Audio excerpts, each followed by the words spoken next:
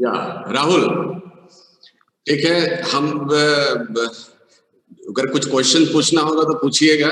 और हम चाहते हैं कि जो थोड़ा सा जो पहले हम ऑनलाइन पढ़ाए इस पे अपने चैम्बर से पढ़ाए थे उसमें बाउंड्री कंडीशन जो है वो, तो फिर हम चाहते हैं कि बोर्ड पे बाउंड्री कंडीशन को करने के बाद फिर से हम जो है मतलब प्रोपगेशन ऑफ इलेक्ट्रोमैग्नेटिक वेव जो है उस पे हम जो है मतलब एंटर करेंगे। तो so first I will try to explain the boundary condition on E vector and the D vector. Is it clear? At the SAR boundary.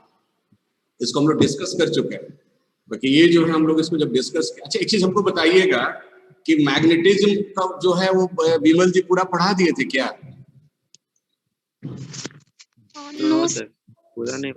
कहाँ तक पढ़ाए थे बेटा?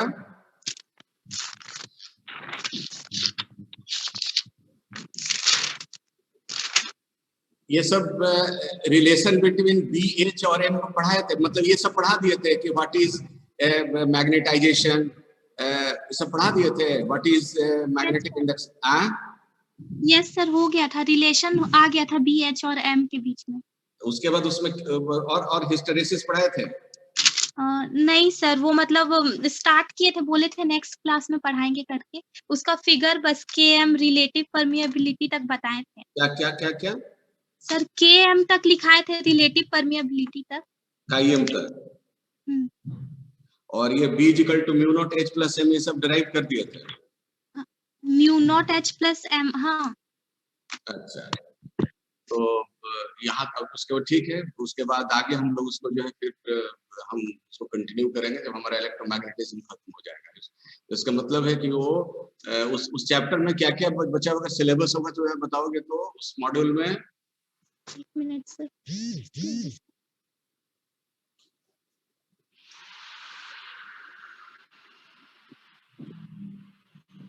उस मॉड्यूल में, हेलो, हाँ यस सर, सिलेबस देखना होगा।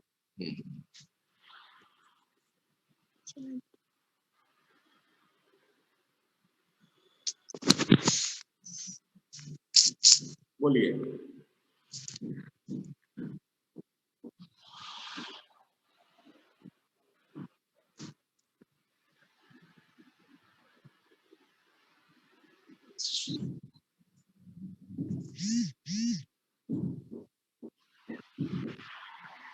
हेलो,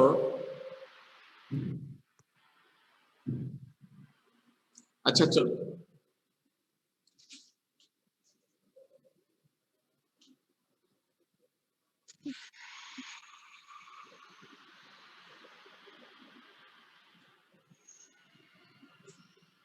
हेलो,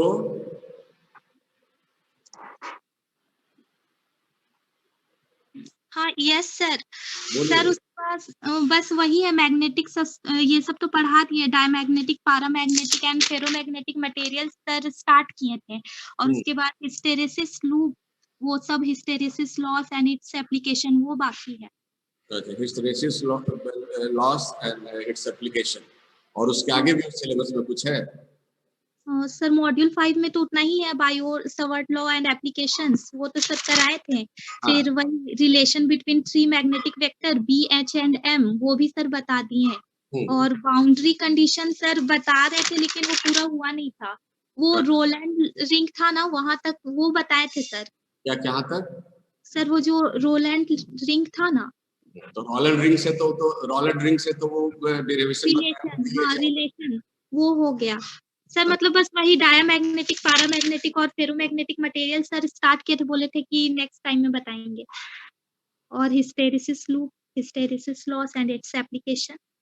अच्छा ठीक है, ये सब बाद में हो जाएगा। तो पहले इसको हम लोग आज जो है, तो हम लोग आपको तो हमको लगता है कि जब boundary conditions on D and E, तो आपको हम लगता है कि जो क्लास लिए थे अपने चैम्बर से उसमें पढ़ाए थे ना? हाँ यस सर। बोर्ड पे तो नहीं पढ़ाए उसको? नहीं, नो सर। ठीक।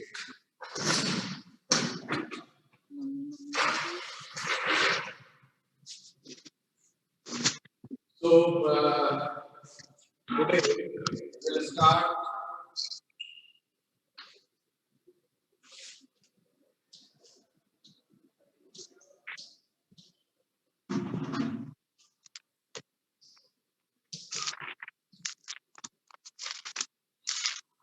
बाउंड्री कंडीशंस, ये सिस्टम ओपन है, साउंड सिस्टम ओपन है, इसलिए सब कुछ शांत रहिएगा, केवल क्वेश्चन पूछना होगा पूछिएगा, इसलिए हम जो है ओपन किया उसको।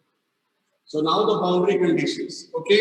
So first one is I've already told that the displacement factor as well as your electric field, it undergoes, both undergo your there is a quantum change. मतलब कहने का मतलब हुआ कि अगर मान लीजिए कि if we have the two dielectric mediums characterized by their dielectric constants epsilon 1 and epsilon 2 are separated by a sharp boundary. Okay, so the electric field E and the displacement vector D both undergo change at the boundary. Is it clear? So we are going to examine the boundary conditions or change in displacement vector D as well as the electric field E at the sharp boundary between the two dielectric media. Is it clear? So let us consider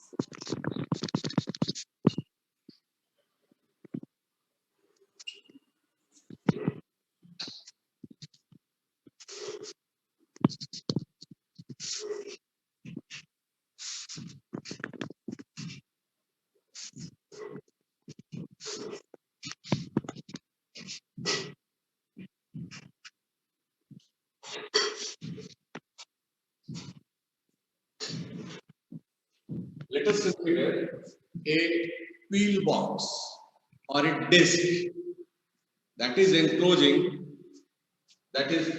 the medium 1 and the medium 2. The medium 1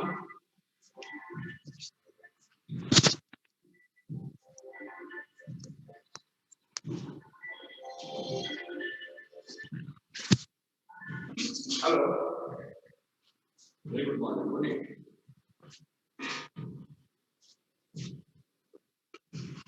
अच्छा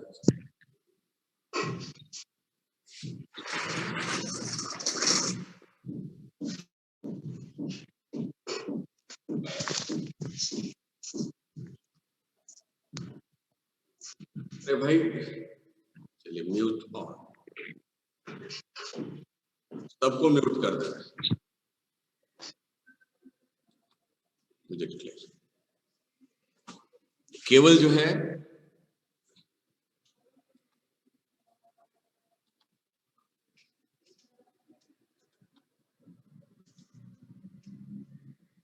एक किसी को हम unmute कर दिए हुए हैं, वो बार बार हमको जो है मनीषा, वेयर इज मनीषा?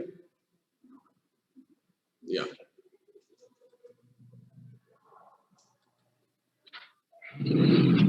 मनीषा जो है आप अनम्यूट कर दिए, तुम जो है क्वेश्चन पूछना होगा उसको पूछो on the behalf of all. फिर बैक में किसका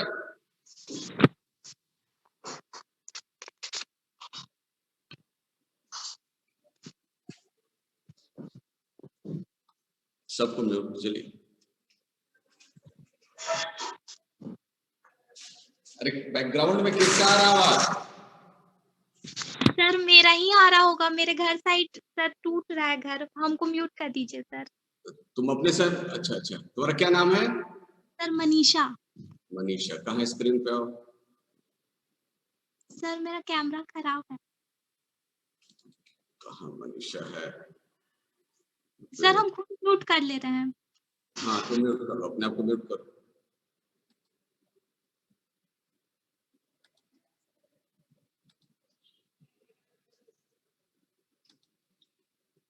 हो गया?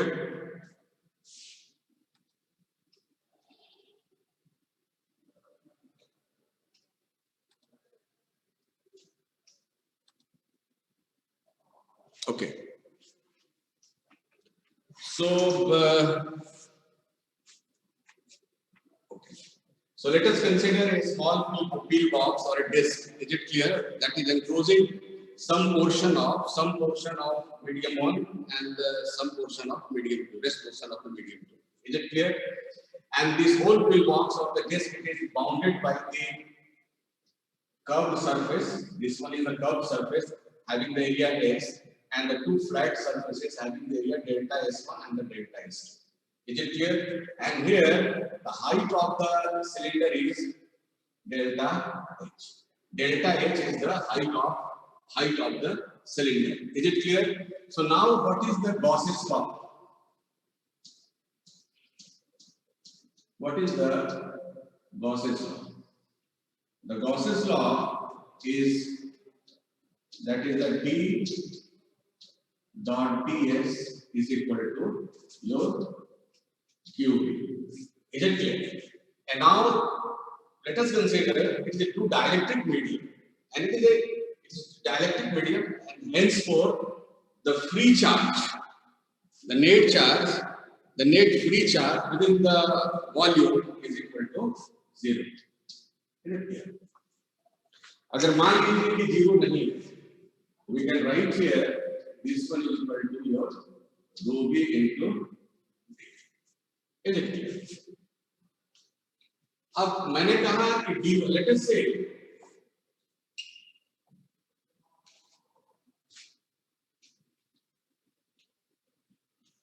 this is d1 and this is d2. d1 is the displacement factor in the medium 1, and d2 it is the displacement vector in the medium 2. So we can resolve the d into two components. That is the tangential component and plus where dt is the tangential component of the d along the boundary. Is it clear? And the boundary is nothing but, let us say, that is the S prime is the boundary. Is it clear? So dt is the tangential component along the boundary, along the surface of the your SAR boundary, and d1n that is normal to the boundary. And here that is the n. N is the unit vector normal to the surface SS prime. So we can resolve d into two components. One is tangential component, another is the normal component. तो इस तरह हमारा जो है ये वो component बनेगा d1 के लिए, that is d1 is equal to d1 t plus d1 nn, and d2 is equal to d2 t plus d2 n. Is it clear? Okay. So now we are going to find out the total flux of the d over the area S that is enclosing enclosing this peel box or the your disc. Is it clear? So add boundary. What do you mean by boundary? What do you mean by boundary? A boundary means the limit delta is inclusive. जब ये volume को squeeze कर देंगे तो क्या हो जाएगा? Delta S1 is equal to delta S2 is equal to delta S on the surface SS prime. Is it clear? तो अब हम जो है d dot ds के लिए निकालेंगे. तो d dot ds के लिए हमारा क्या होगा? ये इसको हम लोग कैलकुलेट करेंगे for d dot ds. For the d dot ds, तो ये हमारा हो जाएगा. We have your d dot ds for your delta S1 plus d dot ds for delta S2 and plus that is d dot ds for the surfaces is equal to your, this is rho b into. I have already told that the whole pillbox or this disc, it is bounded by three surfaces. The two flat surfaces opposite to each other, that is delta S1, delta S2, and this curved surface. This is the curved surface. Is it clear? Okay. So now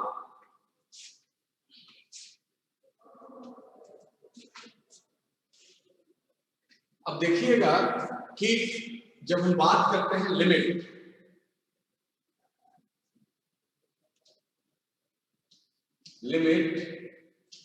delta s tend to 0, limit delta s tend to 0 का मतलब हो गया at the boundary, at the boundary, at the boundary. तो obvious है कि जब इसको हम कैलकुलेट करेंगे तो जब डेल्टा एस टेंड टू 0 होगा, well the delta s tend to 0, then the delta s1 is equal to delta s2 is equal to delta s। Boundary दोनों जब सरफेस आ जाएगा बाउंड्री पे तो delta s1 is equal to delta s2 is equal to delta s। Is it clear?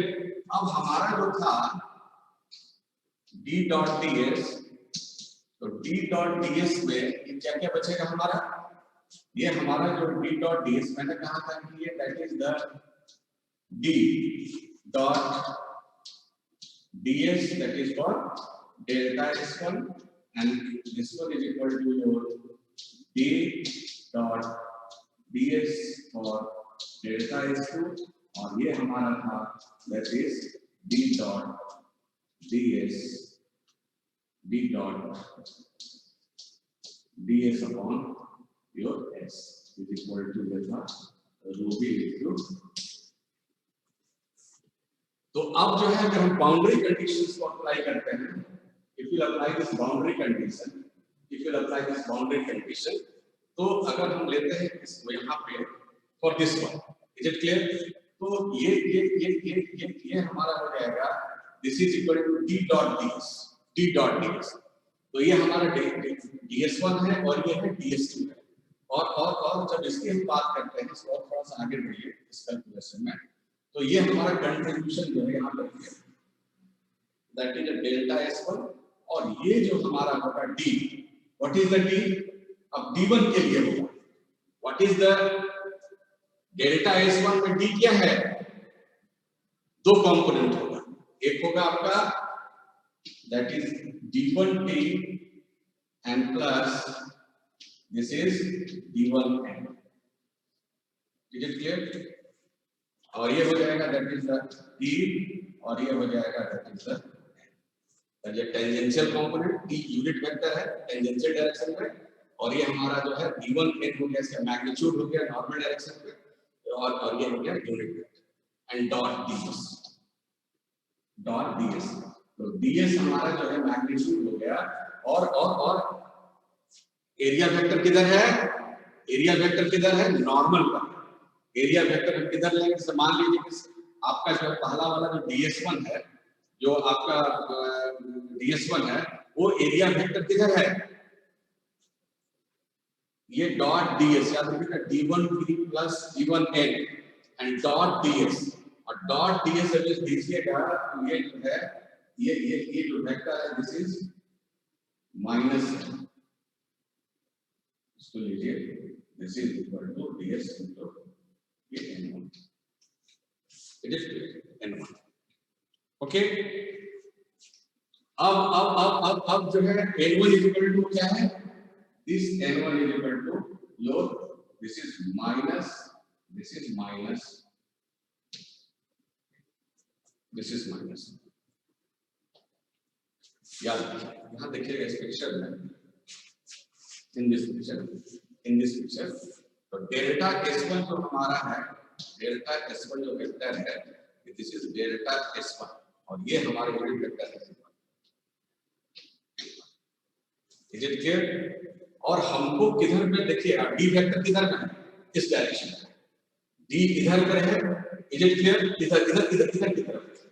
Okay, d1 is around this direction. तो अगर हम जो है n1 इधर हमारा है और डेल्टा s1, तो यहाँ पे जो फ्लक्स लेंगे d1 का, is it clear, negative direction में। Okay, so this one is the negative direction. तो यहाँ पे जब हम बात करते हैं दिस इज d1n, तो ये हमारा होगा this one is equal to, याद रखिए कि हमारा जो एरिया वेक्टर है ये इधर की तरफ है और वेक्टर इधर की तरफ है। Is it clear? ओके, तो हमारा जो फ्लक्स लेंगे, हमारा जो आउटपुट है ना, अगर एरिया इधर है तो this area is around this direction, और हमारा जो है D1 इधर है, parallel component and perpendicular component. Is it clear? तो हमारा अगर अपवर्ड डायरेक्शन में फ्लक्स लीजिएगा पॉजिटिव इन डायरेक्शन पे, तो हमारा जो है ये जो है क्या हो जाएगा, नेगेटिव हो जाएगा। Is it clear? तो हम यहाँ पे आप इसको जिस तरह रखें DS1 और ये हमारा हो गया that is the your minus, this is your minus.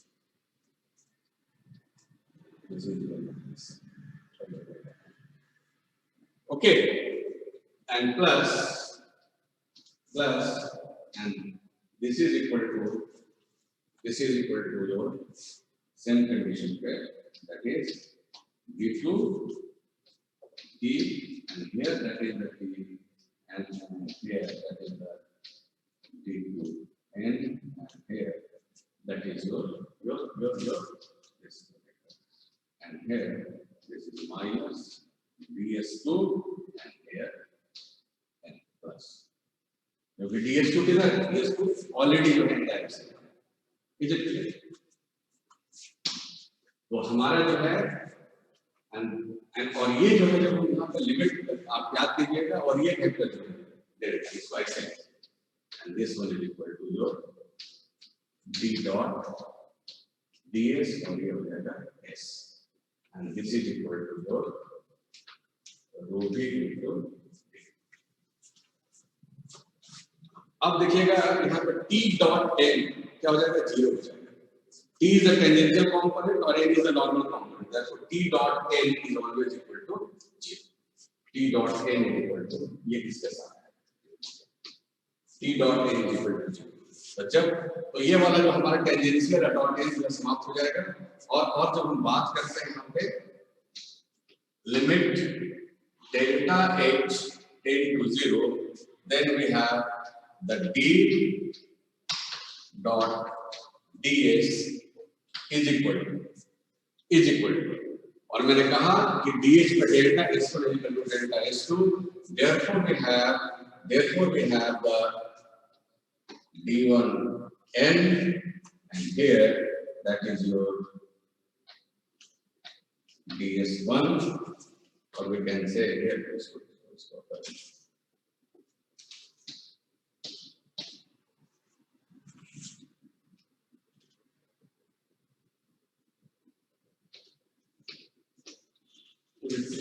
again, this is minus and plus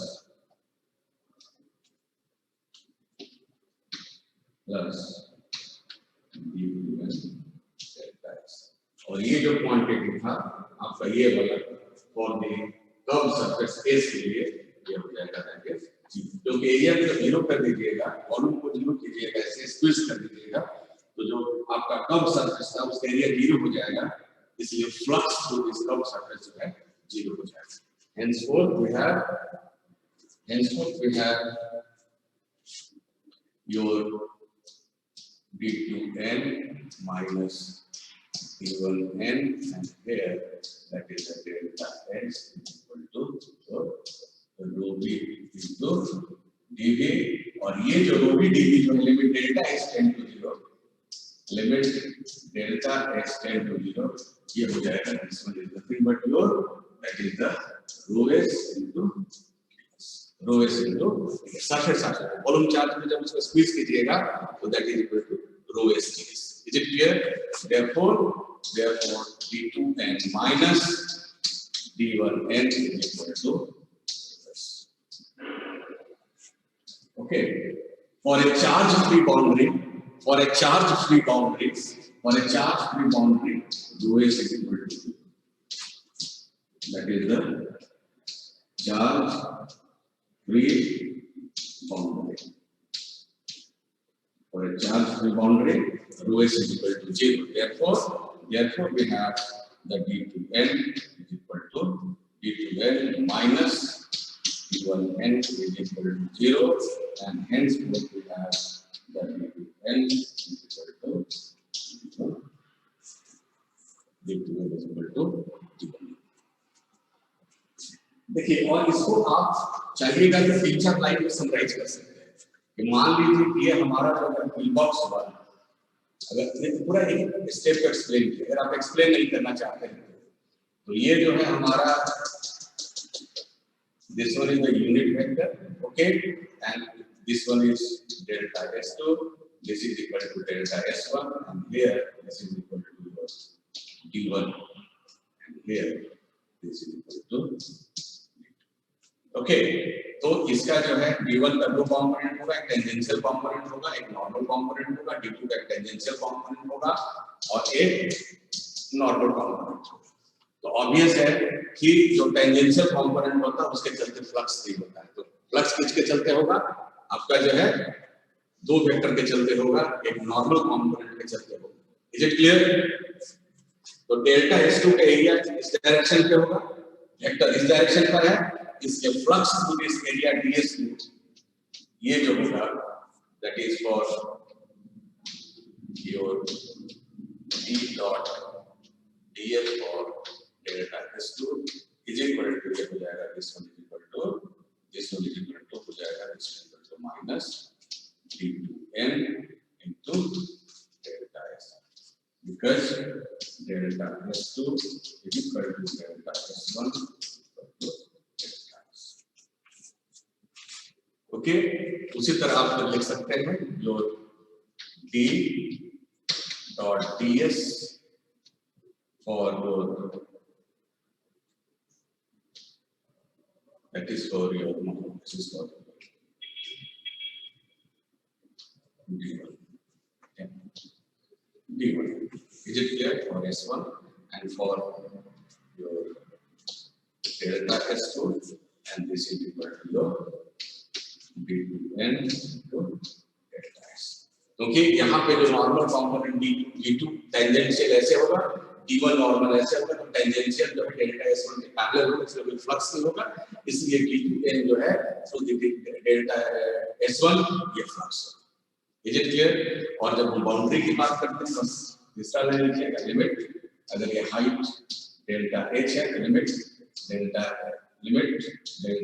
h tend to 0, तो क्या हो जाएगा, डेल्टा S को जब 0 कीजिएगा तो उस कंडीशन पे हो जाएगा ये इस d dot ds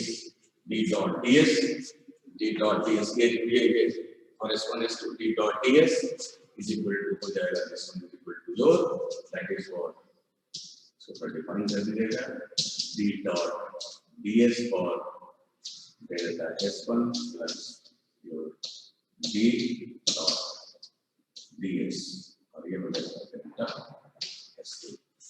इधर क्लियर है ना? और डेल्टा S को जब दोनों पाइएगा मैंने कहा कि डेल्टा S पे delta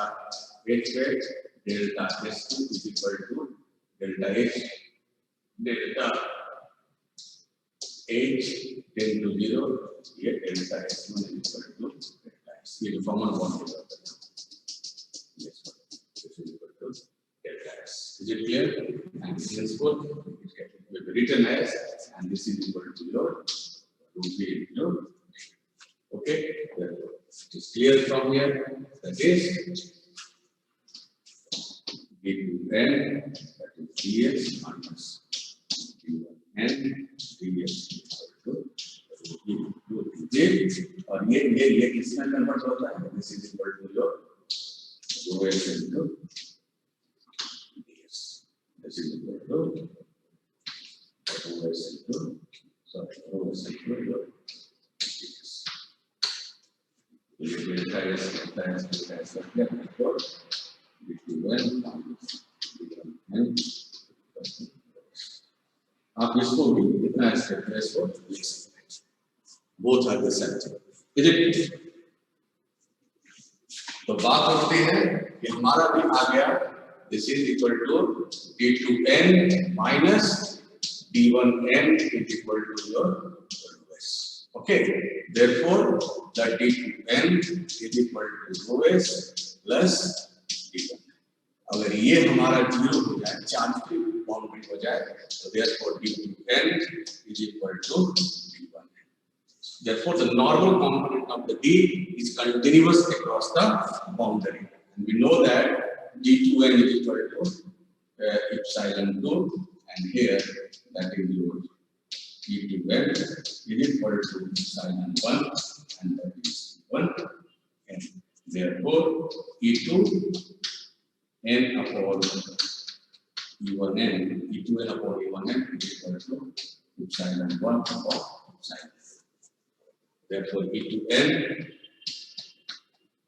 is equal to epsilon 1 upon epsilon 2, and here that is. Therefore, the normal component of the E is not continuous across the boundary, it undergoes change. So, E2n is equal to not.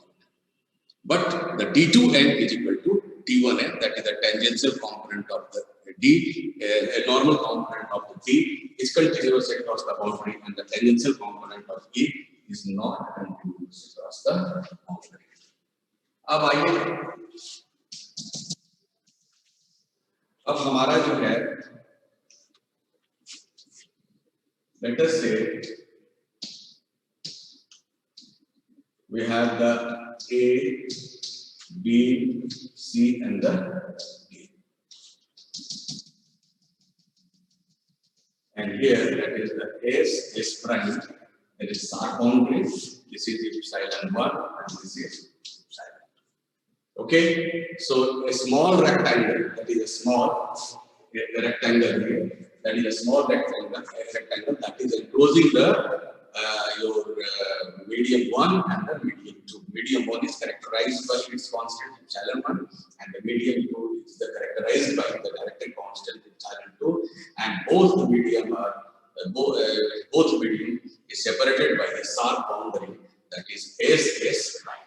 S prime. Is it clear? So let us consider the length of, that is AD is equal to BC is equal to delta L, and CD is equal to AB, and this is equal to delta your. Okay, so let us say that is the electric field. Is it clear? So we have the, let us say that is the electric field here. That is the your. This one is the electric field. This one is the electric field.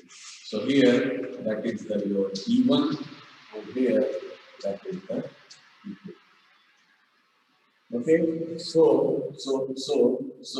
we can write here the E is equal to your E1 tangential component and plus that is the E1 normal component. Is it clear? E1 and E2 is equal to E2T and plus that is E2T and here plus your E2N is the, okay, and here that is the normal to the boundary. Okay, अब बात होती है और हमारा tangential component किधर है? This one is the T. Is it clear? Tangential along the boundary and normal to the boundary. So we can resolve the electric field E into two components. That is your tangential component, your E1 and plus the normal component, and E2 in the same way tangential component and the normal component. And we know that the work done by the field that is normal to the displacement is always zero. Okay, so E2 then it doesn't play important role in finding out the work done by the electric field, because अगर electric field अगर normal to displacement है, ठीक है, path of integration है, then it will be zero. So now we are going to find out here E dot dl in a closed path. For E dot dl in a closed path for electrostatic field is always equal to 0. It is always equal to 0. Therefore, we can write here, that is, let us say, that is here, that is from A to B. So we can write here, that is from your A to B, and here this is equal to E dot dl plus B to C, and here we have the E dot dl plus that is C to D, and here we have the E dot dl and plus B to A plus B to plus B to A, and we have the E dot. So I've already told that the D related with the flux. So we always consider the normal component of the D. Is it clear? And electric field E, that is a translation of the E, work done by the E. Therefore, we are very much interested in the tangential component of the E, because the work done by the normal component is always equal to 0, because the E dot dl for normal component is what the dl is in tangential component and E is normal. Therefore, E dot dl, normal component of the E, it doesn't. We can say that is having no contribution in finding out the work. तो अब देखिएगा यहाँ पे अब A से B पे चले, B से C पे गए, फिर C से D पे गए, D से फिर आ गए, that will be potential. Having the same potential, therefore the total work done it will be 0. That is, and therefore E is called the conservative force. Is it clear? Now for the E dot dl A to B. E dot dl for A to B. याद रखिएगा कि हमारा जो है E dot dl for A to B. तो A to B अब B to C, अब इसको ऐसा ही रहने दीजिए. For this one, for let us say that is E dot dl, E dot dl, E dot dl, E dot dl for from A to B, and plus E dot dl from B to C. And here BC is lying in which medium? The medium 1, dielectric medium 1, having two components, that the tangential component and the normal component.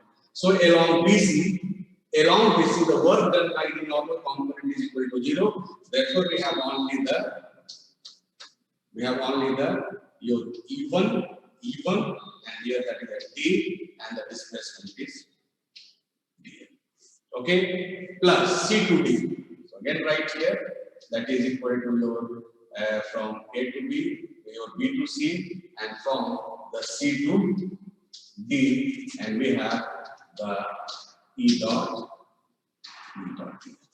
D. अब बात उठती है from D to A, from D to A. From D to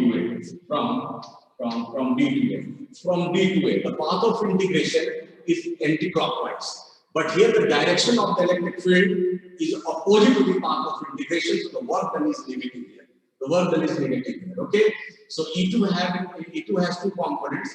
One is along the path of integration, that is parallel to the boundary, another is normal to the boundary. So the work done by the E2 is always equal to 0. So we have only the minus, that is the E2 B, and the real is equal to 0. मैंने क्यों कहा यहाँ path of integration और displacement और field दोनों same direction में है, इसलिए पॉजिटिव वर्क डन होगा. देयरफॉर ये दैट इज द पॉजिटिव. और जब D to A जाते हैं तो हमारा path of integration displacement DA में है, फील्ड जो है पॉजिटिव डायरेक्शन में है, इसलिए वर्क डन नेगेटिव होता है. Is it clear? अब आप अप्लाई कीजिए that is the boundary condition limit delta H tend to 0. और जब हम डेल्टा H टेंड टू 0 आते हैं 10 to 0, उस कंडीशन पे हमारा delta L1 is equal to delta L2 is equal to delta L. Is it clear? तो ये हमारा जो लेंथ है, this length is equal to, okay, so this length delta L1 is equal to your delta L2. This is, let us say, delta L2 is equal to D. Is it clear? तो उस condition पे delta H tend to 0, जब delta H tend to 0 whole area is squeezed into a line. Is it clear? जब ABCD को स्क्वीज कीजिएगा तो ये क्या हो जाएगा, BC और AD दोनों क्या हो जाएगा, वन साइड करेगा और क्या हो जाएगा, a line along the direction of what, SS prime. Is it clear?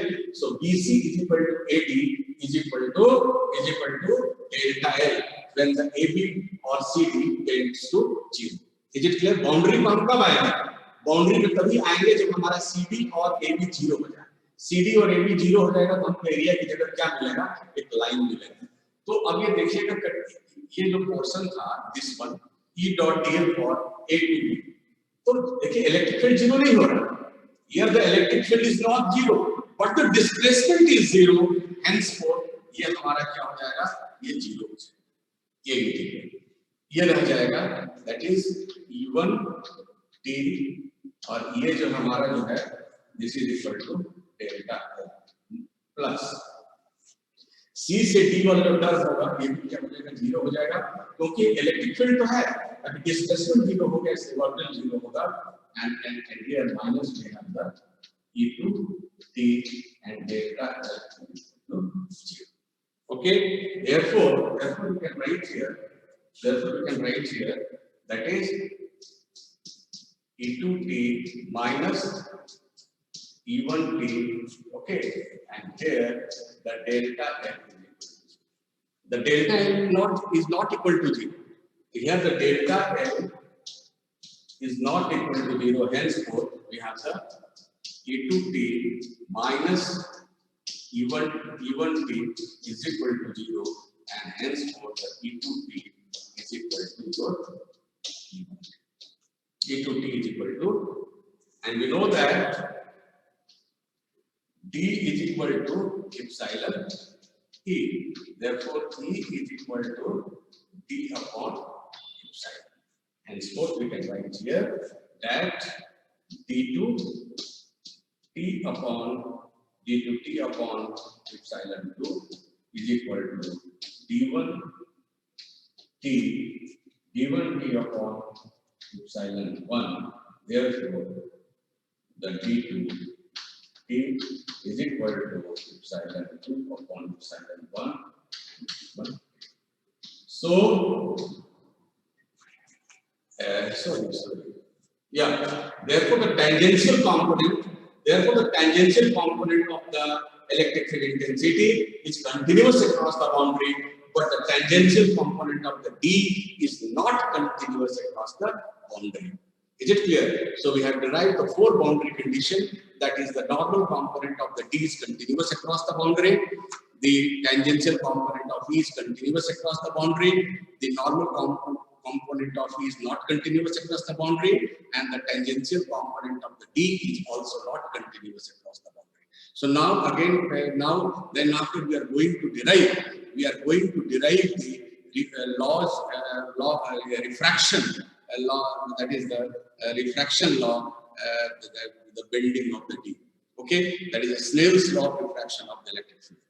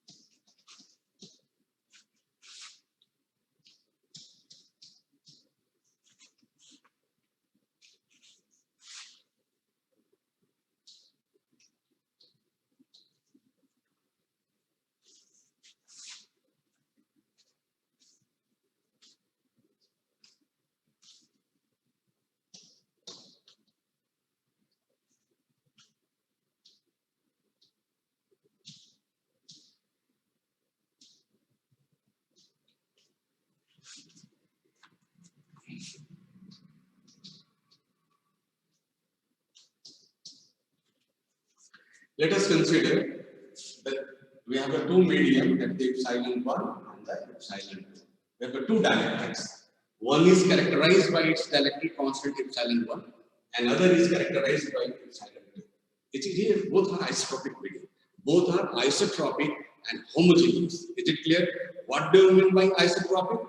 In isotropic medium, the D is always the electric field E is parallel with D. D is parallel with E. Is it clear? But in anisotropic medium, the epsilon it depends upon the direction of the E, and hence for the D is not parallel to E. Is it clear? So here we are very much interested in isotropic and homogeneous medium. Homogeneous matlab ki the polarization of the dielectric, it is uniform at each and every point, and isotropic means the dielectric constant is uniform at everywhere throughout the ball. Is it clear? Constant throughout the ball. Is it clear? So here, so D is equal to, we know that the D, the displacement vector D is equal to epsilon into D. In isotropic medium, the D is equal to epsilon E, that is D is parallel to E. D is parallel to E. Therefore, this one is the E2 and this one is D2. Double dash, this is equal to D2. And here, that is this is the E1 and that is the D1. Therefore, now we are going to, what is the relation? Is it clear? That is the normal component of the E is continuous across the boundary. Tangential component of E is continuous across the boundary, and the normal component of the D is continuous across the boundary. There are the two boundary conditions. There are the two boundary conditions. Is it clear? So we know that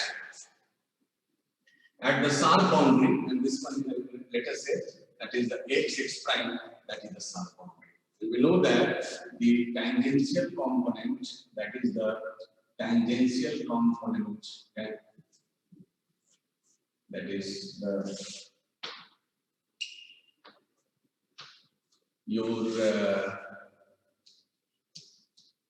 here the E2, that is the E2T is equal to your E2T is equal to E2T. E2T is equal to your E1T. Is it clear? And also, you know that in the terms of this displacement vector, we know that the T is equal to your epsilon. Okay. Therefore, E2 is equal to, we can write here, that is the D2T, that is the D2T, that is the D2T upon here, that is the epsilon 2 is equal to your here, that is the D1 P upon.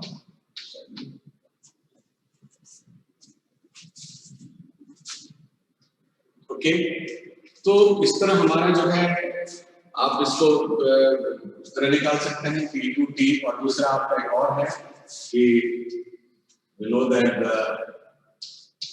D2N is equal to D1 and D2N is equal to D1N. That is the normal component of the D is continuous across the boundary, है ना? और D2N is equal to हमारा जो है, this is nothing but D2N is equal to your epsilon 2 into D2N is equal to epsilon 1 into 1. Okay, so what is the E1T? And E1T, we can find out what is the E1T. So we have the E1, that is the tangential component of E2T. तो E2T का क्या हो जाएगा? That is E1 cos E2 that normal component का E2 cos theta 2 and E2 cos theta and the sin theta. So this one is equal to your यहाँ पे आ जाएंगे from this relation E2T, and E2T, that is the tangential component, is equal to your E2, that is the sin theta 2 is equal to E2 sin theta 2 is equal to E1T, and this is the E1, इसको ऐसे ऐसे बनाइए this one और ये हो जाएगा this is equal to your theta. Is it clear? तो ये हमारा E1 का डायरेक्शन है, this one. Okay, so we have your E1t, and E1t is equal to yours, that is your E1, that is the sine theta, E1 sine theta. Okay, and here we have the एक relation हमारा निकल गया, और दूसरा यहाँ पे क्या है, दूसरा है this is equal to epsilon 2 and E2n, and E2n is equal to, that is the E2 cos theta 2 is equal to your epsilon 1, and what is the E1? This is equal to E1 cos theta. E1 cos theta. E1 cos theta. Is it clear? अब एक relation हो गया, let us take equation number 1 and this is equation number 2. Equation number 2 is equation number 2. अब equation number 1 को 2 से भाग दीजिए, equation number 1 को 2 से भाग दीजिए, तो इसको भाग दीजिए, ये हो जाएगा E2 sin theta 2 upon this is epsilon 2, and here that is the E2, and here cos theta 2, और यहाँ पे भाग दे दीजिए, this is equal to epsilon 1, and here that is the E1, and here cos theta. ठीक है, तो ये E2 से कैंसिल हो गया, E1 से जो है E1 कैंसिल हो गया, therefore your sin theta 2 upon cos theta 2, tan theta 2, this is equal to tan theta 2, and henceforth we have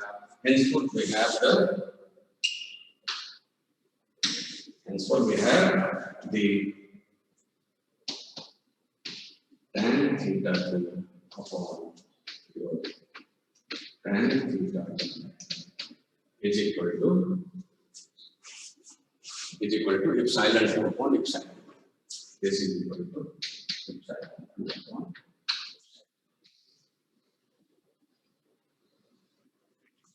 2 upon epsilon 2 upon epsilon 1. Therefore, sin theta 2 upon cos theta 2, tan theta 2, sin theta 1 upon cos theta 1, tan theta 1. Therefore, tan theta 2 upon tan theta 1 is equal to epsilon 2 upon epsilon 1, and that is called the Snell's law of refraction or of the electric field.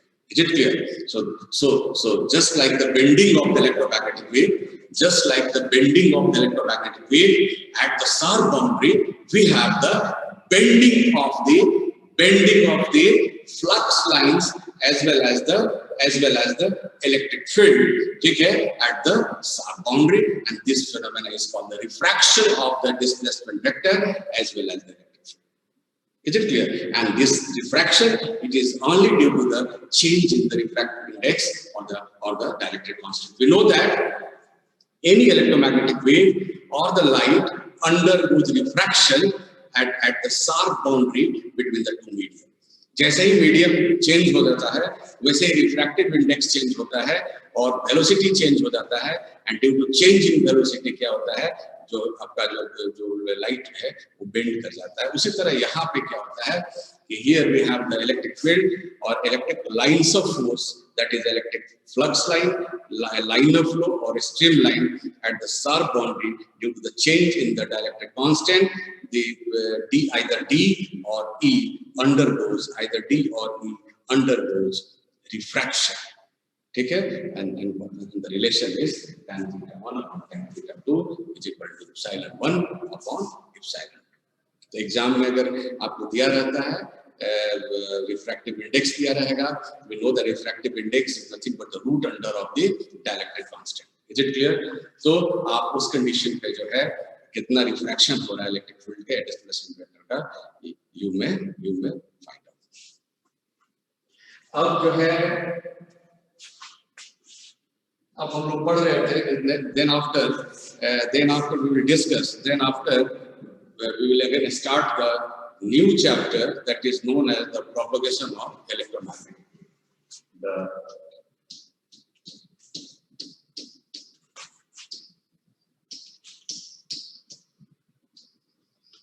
electromagnetic waves. The electromagnetic waves. Okay, so there are the four Maxwell's equations. There are four Maxwell's equations. The first one is divergence of D is equal to divergence of D is equal to rho. The divergence of B is equal to 0, and the curl of E is equal to minus delta B upon delta K, and curl of H is equal to, that is, J plus epsilon.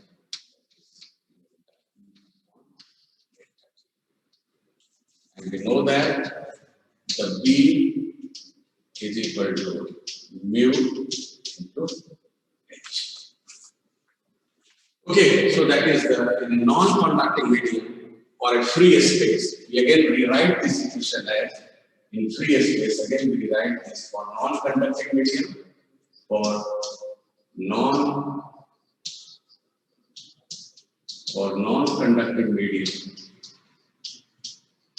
For the non-conducting medium, that is the rho is equal to 0, and the B is equal to mu naught. H equals mu naught, and the J is equal to G, and the epsilon is equal to epsilon naught, epsilon r is equal to epsilon naught.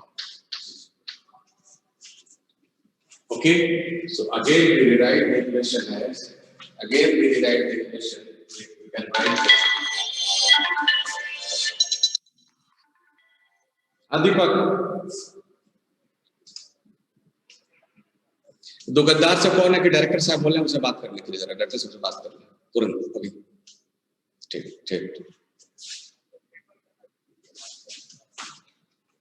उनको उसको बोलो ना कि director साहब बोले कि बातचीत कर लेने के लिए। ठीक और हम आ रहे हैं क्लास लेकर, ठीक है,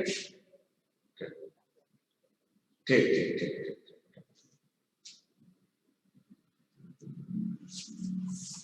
तो अब हम लोग जो है, अब इसको लिखिए कि divergence of D is equal to 0, where the D is equal to epsilon naught E. Henceforth, the divergence of E is equal to 0. Okay? Then the divergence of B is equal to 0, but B is equal to mu naught H, and therefore divergence of H is equal to 0. Question number 1, and curl of E is equal to minus mu naught delta H delta T, and curl of H is equal to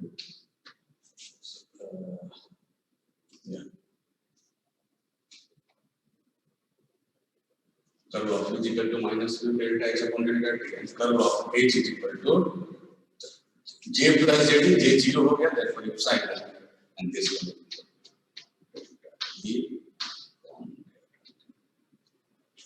Question number 3 and question number 4. Question number 3 and question number 4. Is it clear? So divergence of E is equal to 0. Now let us consider. First we'll derive the equation of the wave. Is it clear?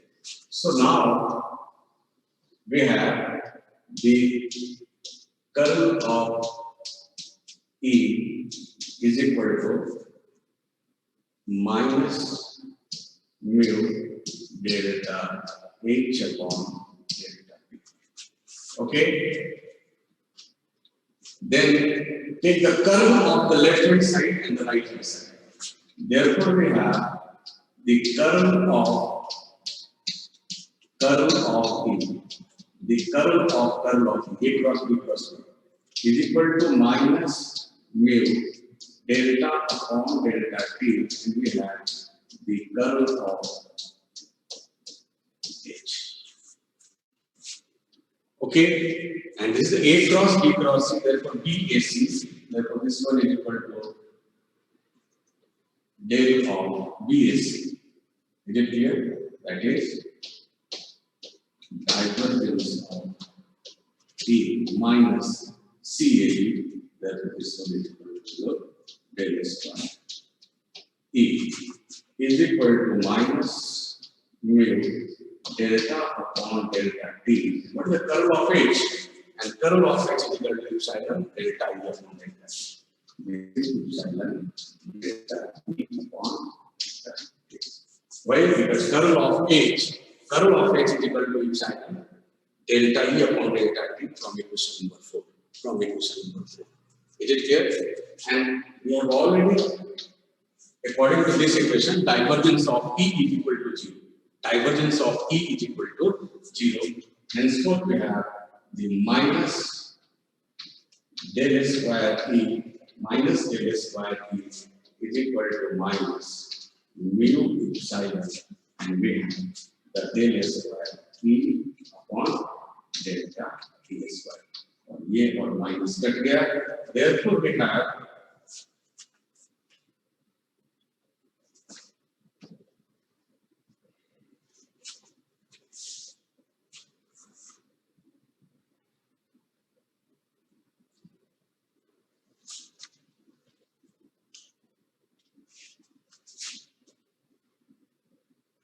Therefore we have the del square E is equal to mu epsilon del square E upon delta T square. Okay, we know that the E is equal to I EX plus J EY and plus K EZ. And del square, that is the Laplacian operator, del square is equal to del square upon dx square plus del square upon dy square plus del square upon okay, so we can write it. Now we have the del square equal to del square upon dx square plus del square upon dy square plus del square upon dz square. So we can write here we have the del square, that is Ex is equal to mu epsilon, that is del square Ex upon delta t square. Okay, दूसरा equation, that is del square Ey is equal to mu epsilon del square Ey upon delta t square. And the third is equal to del square Ez is equal to mu epsilon del square Ez upon delta t square. So we have the set of three equations for Ex, for Ey, for Ez. अगर यहाँ E का value लिखोगे तो IEX, इधर IEX करोगे, then JEY and the JEY, दूसरा equation हो गया, and plus KEZ and the KEZ this equation. So here we have the del square Laplacian दिया हुआ है. So now here this equation is converted into the scalar. So we can solve it is a simple second order linear differential equation. And the differential equation is only valid for the scalar quantity, not for the vector quantity. Is it clear? So here we have converted the vector into the scalar. Is it clear? So now we have the set of three equations. We have a set of three equations. These are the second order linear differential equations. Okay, so this is a wave equation. These are the wave equations. Is it clear? So now, but we are very much interested in your syllabus. You will have to study only the plane electromagnetic wave. Plane wave. You have to study the plane electromagnetic wave. The plane electromagnetic wave. So what do you mean by wave? Plane electromagnetic wave. That is the plane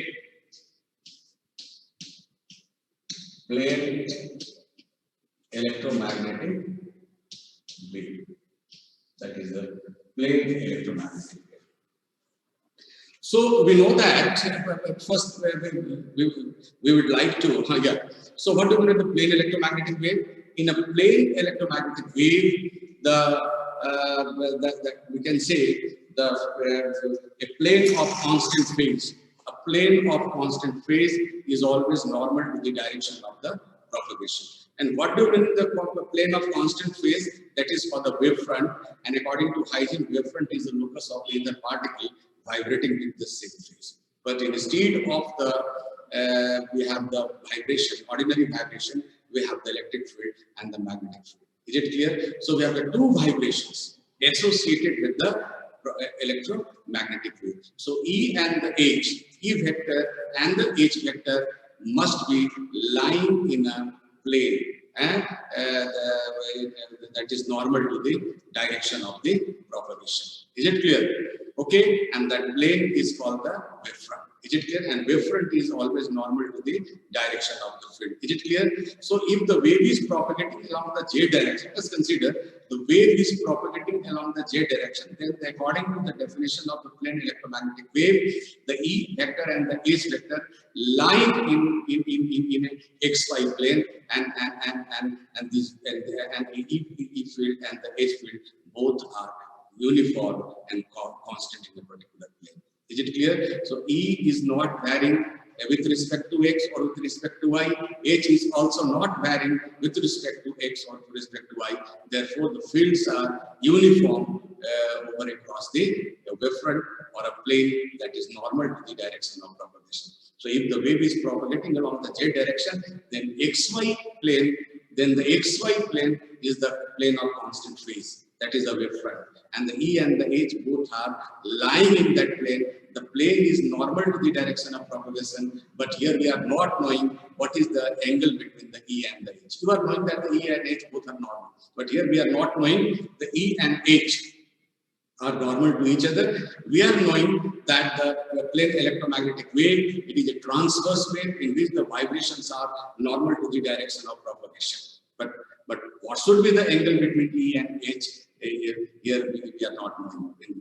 We will establish a relation that will show the angle between the E and the H are 90 degrees. But here we are not knowing what is the angle between the E and the H. Okay. So here we are very much interested in the plane wave. Is it clear? In a plane wave, the E and the H are lying in a plane that is normal to the direction of propagation. Is it clear? So it is a transverse wave because the E and the H are normal to the direction of propagation. Is it clear? So what do you mean by the wave? So wave is a physical phenomena. Wave is a physical phenomena. It appears at some time, then again it is reappeared after certain interval of time. Is it clear? After certain interval of time, and the group of this phenomena is called the wave. It is a periodic phenomena. It is a periodic in the nature. It is the periodic in the nature, and any wave it is represented by y is equal to function of x minus dt, where v is the velocity or the speed of the wave, v is the speed of the wave. Is it clear? So y is the position of the vibration at a given time. Is it clear? So y is the function of x minus vt. So any electromagnetic wave, any wave, it is represented by a vibration. Is it clear? So if you draw the vibration along the electric field along the y-axis and the propagation along the z-axis, then in that condition the y is the function of z minus vt. if the wave is traveling along the j direction and the electric field is normal to the j. Is it clear? So so the electric field is the function of j minus vt. Is it clear? Because here j minus vt, it shows the phase of the wave. Is it clear? So there is a difference between the phase at a given time and the instantaneous phase. Is it clear? So the wave is traveling. So here the z minus vt, it is a phase shift. There is a difference between the phase and the phase shift. The phase that shows the harmonic motion, is it related to the harmonic motion, instantaneous position of the vibration. Is it clear? But the phase shift, it measures the propagation of the electromagnetic wave. That's the rate of transfer of the phase. Rate, that is it is the velocity with which the wave front is traveling along a particular direction. That is the rate of change of phase shift. Phase मतलब क्या होता है? ये अभी थोड़ा यहाँ है, फिर वेव यहाँ चला गया, तो वेव फ्रंट अभी यहाँ है, फिर यहाँ चला गया. Is it clear? और फेज का मतलब हो गया, मान लीजिए कि यहीं पे रोटेट पंखा है, तो पंखा अगर एक्स एक्सिस पे यहाँ पे है, तो आफ्टर टाइम टी कितना होगा?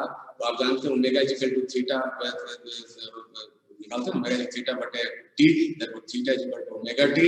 देयरफॉर अगर मान लीजिए कि थीटा एंगल बना रहा था, पहले से अल्फा एंगल था अगर प्लेट से, तो आफ्टर टाइम टी हो जाएगा omega T plus alpha, that is y is equal to sin or cosine omega t plus alpha. So any displacement is represented in terms of the phase. But what do I mean by the wave? So wave तभी constitute होगा जब there is a slight displacement in the wave front, and that is related with the phase shift. So the phase shift, it measures the propagation of the wave. So z minus vt, that is the phase shift. So the any wave y is equal to f z minus vt. So how can you write that your dy upon, that is the dz? We can write here that delta f z minus vt, and here we have your delta z minus vt into delta z minus vt upon your delta z. And expression will be, so this one is equal to your a prime, and this is z minus vt, and this is equal. Okay, so here again we write that delta square y upon dz square is nothing but that is the your f double prime and z minus vt. इसको delta z minus vt से इधर denominator को इधर भाग दे दिए नीचे में, और उतना ही से गुणा कर दिए, तो this equation it will be rewritten as delta f z minus vt upon delta z minus vt into delta z minus vt upon dz, और ये हो जाता है first order derivative, that is f your prime z minus vt, double derivative हो गया और jx double final. So equation number 1. अब दूसरा इक्वेशन को जरा सोल्व कीजिए. So we can write here that is the delta y upon delta t.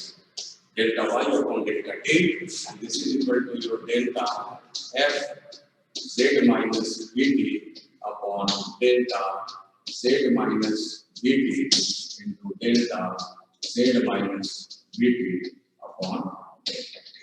Is it clear? So this one is nothing but your f prime z minus vt, that is the first derivative, and here we have the minus v, है ना? Partial derivative है, distance से 0 हो जाएगा, और ये minus delta t upon delta t, that minus v. Okay, फिर इसको डबल डेरिवेटिव लिखिए, that is delta square y upon delta t square is equal to your double derivative हो जाएगा z minus your this one is equal to your z minus vt, और ये हो जाएगा that is the e square. Is it clear? Yes.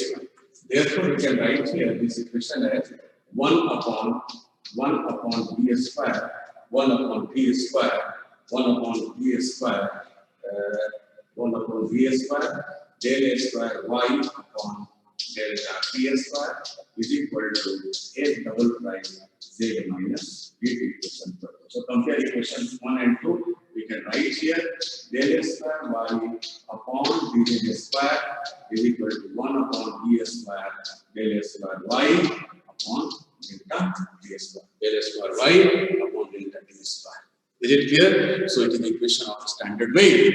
So it is the equation of a standard wave. आप जो है stressed string का भी जो टेंशन अप्लाई करके जो वेव का निकाले थे, तो किसी भी वेव का either the longitudinal wave or the transverse wave, it is a general equation that is governing the propagation of the electric wave of the wave in a medium with the speed v, with the speed v, with the speed v. आप tension apply करके लोगे, equation tension के term में आ जाएगा tx और ty, क्योंकि tx ऐसे होगा, ty ऐसे होगा, ty के चलते जो है आप जो उसका निकालते हैं, आप जो फॉर्मूला जो है एनोटेटेड, इज इट क्लियर?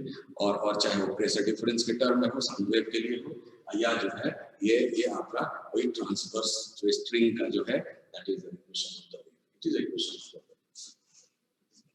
तो अब हमारे पास एक इक्वेशन आ गया, general equation of the wave. We have derived the general equation of the wave. We have derived the general equation of the wave, and general equation of the wave हमारा आ गया, that is del A square y upon dz square is equal to 1 upon d square del A square y upon dt square. So it is the general equation of the wave. It is the general equation of the wave. Is it clear? General equation of the wave. और अब हम लोगों ने क्या equation derive किया था electron के लिए? हम लोगों ने डिराइव किया था, we have already derived the equation that we have derived the equation as del A square Ex is equal to mu epsilon del A square Ex upon delta T square. या equation था, that is the del A square Ey is equal to mu epsilon del A square Ey upon delta T square, और del A square Ej is equal to mu epsilon del A square Ez upon delta T. We have the set of three equations. We have the set of three equations. Is it clear? Now let us consider our plane electromagnetic wave. Plane का मतलब हो गया कि जो हमारा vibrations है, lying in a plane that is normal to the direction of propagation. पहला चीज. दूसरा, the vibrations are uniform. The vibrations are uniform or constant over the wavefront, over a plane that is normal to the direction of propagation. What is the plane? It consists of what? The vibrations. In case of electromagnetic wave, E and the H vector. Is it clear? And E and the H, or we can say the vibrations are uniform over the wavefront. मतलब कि there is no variation of either electric field or the H field along the X direction and the Y direction, because the XY plane is normal to the direction of propagation. So that is the basic quality of the properties of the plane electromagnetic wave. In the plane electromagnetic wave, the vibrations are normal to the direction of propagation, and the plane in which the E and the H are lying is called the plane of constant phase. So E and the H vector both are uniform over this plane. So they are not varying within this plane. Only variation with respect to J. Only variation with the distance of propagation, and henceforth I write y is equal to function Z minus Vt. Here the vibration is along y direction. So now again we restrict our discussion. Let us consider the electromagnetic wave, or the light or electromagnetic wave is plane polarized. What do you mean by polarization? In polarization, the electric field, the vibration is restricted in a particular plane. So if our wave is linearly polarized, then let us consider that the electric field having only one component, and that is Ey. So let us consider the electric field. It has only one component, and that is the Ey. Is it clear? So let us consider the E hat. The E का जो एक ही component है, that is Ey. So जो E है, which has only one component, that is Y component. That is Y component. So we are only interested in this equation. We are only interested in this equation. Okay. So again we can write here now the divergence of E is equal to 0. It means that the delta Ex upon delta X plus delta Ey upon delta Y and plus delta Ez upon delta Z is equal to 0. मैंने क्या कहा कि our wave here the vibrations are lying in XY plane. Is it clear? And the vibrations are uniform over the plane of constant phase, that is normal to the direction of propagation. And henceforth, Ex or Ey जो है, Ex or Ey क्या constant है. In which plane? In plane of constant phase. Plane of constant phase. क्या है भाई? अगर मान लो, अगर ये x एक्सिस है, सॉरी, ये x एक्सिस है, ये y एक्सिस है और ये z एक्सिस है. Is it clear? तो आप जो है, अगर मान लीजिए कि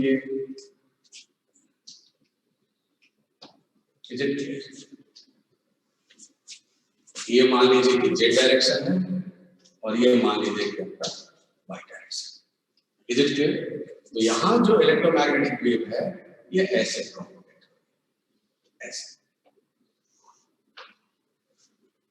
ओके, तो थोड़ा सा हम लोग इसको एक काम करते हैं तो आपको इजी हो जाएगा. यहाँ अगर मान लीजिए कि हमारा केवल जो है, अगर केवल हमको Ex है, if the E is equal to your Ix. Okay, यार सॉरी, और सुविधा के लिए कर रखा है, उससे कोई फर्क नहीं पड़ता.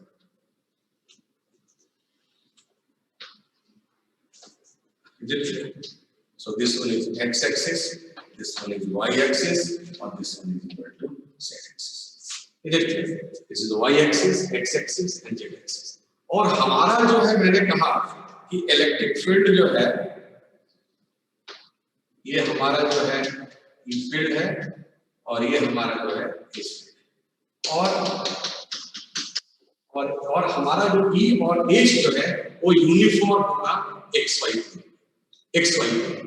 अब हम क्या कंसीडर कर रहे हैं? अब हम कंसीडर कर रहे हैं कि हमारा जो है ई का एक कॉम्पोनेंट है, this is Ey. So Ey हमारा जो है ये this is Ey, this is the Ey. और तो वेव हमारा कैसे चल रहा है?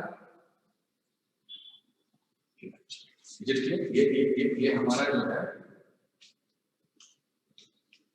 ये हमारा Ey. Is it clear? तो ऐसे देखिएगा कि ये x एक्सिस है. Is it clear? ये x एक्सिस है, ये y एक्सिस है, x y is equal to z. Is it clear? ये x एक्सिस है, y एक्सिस है, x y is equal to z. Is it clear? तो हमारा जो x एक्सिस, y एक्सिस और z एक्सिस है, तो हमारा ये वेव जो है, ये this is the electric field. This is the electric field. So Ey is the function of z value. Ey is the function of z value. Hello sir, हम are के लिए हम टेक्निकल क्लास. ओके, हम बोला sir please talk with me after 10 minutes. Okay,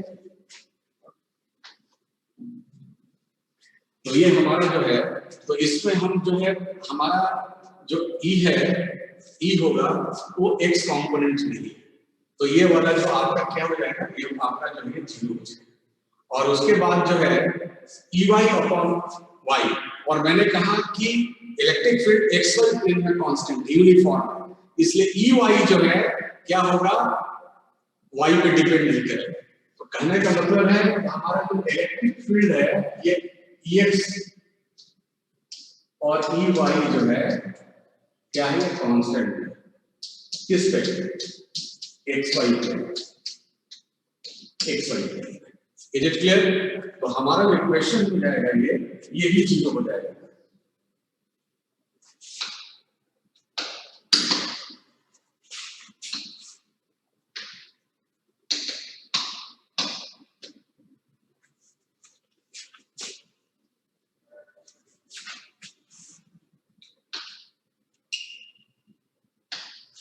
तो हमारा ये हुआ कि that is delta EX upon delta X plus delta EY upon delta Y and plus delta EZ upon delta Z equal to 0। तो ये वाला टर्म हमारा जो है ये 0 हो गया, ये भी जो हमारा 0 हो गया, क्योंकि EX और EY XY पे डिपेंड नहीं करता है। XY प्लेन जो है it is a plane of constant phase और that is normal to the direction of propagation. तो ये अगर हमारा 0 हो गया तो henceforth the delta EZ upon delta Z is equal to 0. Is it clear? And therefore the EZ क्या हो गया हमारा constant और 0. But we are not interested in the constant field, that is the DC field. We are very much interested in the time varying field because the source of the electromagnetic field is the time varying current. So the accelerated or the retarded charge radiates energy. Is it clear? So the electromagnetic wave it is due to the oscillating dipole. So accelerated charge radiates energy. So henceforth we are very much interested in the time varying field, not in the constant field, and henceforth the EZ will be considered to 0. हमारा EZ 0 हो गया, इसका मतलब है कि we have only the EY component, EZ is equal to 0, henceforth the plane electromagnetic wave, it is a pure transverse wave because the longitudinal component is 0. If the longitudinal component is 0, the electromagnetic wave, it has no longitudinal component, having only the components normal to the direction of the propagation, and henceforth the plane electromagnetic wave, it is a transverse wave. क्योंकि longitudinal component 0 हो गया, केवल इसका XY component होगा, उसमें भी मान के चल रहे हैं कि शुरू से ही ये plane polarized है, एंटेना Y डायरेक्शन पर है, इसलिए हमारा जो इलेक्ट्रिक फील्ड वाइब्रेशन होगा only in Y डायरेक्शन। तो उस कंडीशन पे हमारा जो है जो वेव इक्वेशन हम लिखे थे कि that is your del square, that is the del square, that is the EY is equal to mu epsilon del square EY upon delta T square. Is it clear? और हम लोगों ने कहा था this is del square upon dx square EY plus del square EY upon dy square and plus del square EZ upon dz square is equal to mu epsilon del square EY upon delta T square. और ये EY x independent होगा, इस direction में change नहीं करेगा, ये 0 हो गया। Is it clear? और EY भी जो है y पे डिपेंड करेगा, इसलिए 0 हो गया, and hence what we have del square EY upon dz square is equal to mu epsilon del square EY upon square. तो ठीक है, हम कहें कि EY जो है ना x पे डिपेंड करेगा ना y पे डिपेंड करेगा, क्योंकि XY plane is a plane of constant phase, और जो प्लेन इलेक्ट्रोमैग्नेटिक वेव होता है उसका जो वाइब्रेशन होता है, जिस प्लेन में इलेक्ट्रिक फील्ड रहता है वहां कांस्टेंट रहता है, यूनिफॉर्म होता है, इसलिए EY कांस्टेंट है, x पे डिपेंड नहीं करेगा, y पे डिपेंड नहीं करेगा। EY कहां कांस्टेंट होगा? z में नहीं होगा, केवल z पे वैरी कर रहा है, function of z minus vt। तो here EY is the function of what? Z and T. Here EY is the function of Z and T. Here EY is the function of Z and T. Okay, and we have derived the linear equation del A square y upon dz square is equal to 1 upon p square del A square y upon d square. Is it clear? So this is, we have already derived a general equation of a wave where d is the velocity. So let us say equation number A, and this is the equation number B. So compare equation number A with equation number B. Now compare equation number A with equation number B. ये equation number A और equation B identical है, and henceforth we can write 1 upon E square is equal to mu into epsilon. 1 upon E square is equal to mu into epsilon. Is it clear? It is a general equation. It is the equation in terms of E. Here y is the function of the identity. Here, EY is the function of Z, and it is also the equation of the plane wave. It is also the equation of the plane wave. So these two equations are identical. That's what we can write. 1 upon P square is equal to mu epsilon, and henceforth, the P is equal to 1 upon root under mu into epsilon. P is equal to 1 upon root.